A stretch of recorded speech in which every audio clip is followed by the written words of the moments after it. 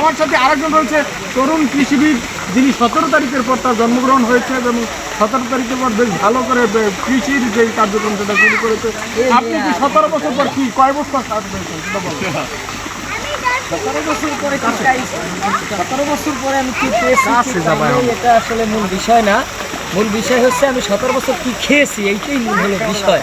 কিন্তু আমি যে কি পেয়েছি 17 বছর পরে এটা আসলে মূল বিষয় আমি দেখছি না। ধন্যবাদ আপনাকে। দর্শক, আমরা বুঝলাম যে আসলে উনি যে কথাটা বলছে তার যে একেবারে জ্বলন্তভাবে প্রমাণিত, সেটা হচ্ছে ওনার মতো মানুষ যারা তারা বাঁচার জন্য খায় না, খাওয়ার জন্য বাঁচে। ধন্যবাদ আপনাকে। এই পর্যায়ে আমরা চলে যাব বিশিষ্ট ব্যবসায়ী জনাব নাজমুল হাসান অশান্তর কাছে। জি, আপনি বলুন আসলে 17 বছর পর একটি কাজ পেয়েছেন, সেই কাজটি পেয়ে আপনার কেমন লাগছে? এটা প্রশ্ন করার কি 17 বছর কাজ করেছি, এটা আমি খাইলে এটা আমি দিব না আমাকে না, 17 বছর পর যে কাজটা পেয়েছেন সেখানে আপনার সাইডে সাংবাদিক ভিজিটে গিয়েছে, সেজন্য আপনার কি সমস্যা সেটা বলেন তো। আমি যাবে না কেন?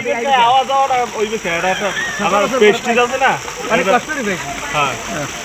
আচ্ছা, যেহেতু এখানে আমরা শুনছিলাম একজন তরুণ ব্যবসায়ীর কাছে উনি 17 বছর পরে কি কাজ পেয়েছেন এবং সাংবাদিকদের সেখানে বাধা, এই জিনিসটি উল্লেখ করেছেন সাংবাদিক সেখানে কেন যাবে। আমরা চলে যাব সরাসরি তরুণ রাজনীতিবিদ জনাব রেজাউল করিম রাজার কাছে, যে আসলে এই দেশের যে অবস্থা সেক্ষেত্রে রাজা হিসেবে আপনি কাকে চাচ্ছেন?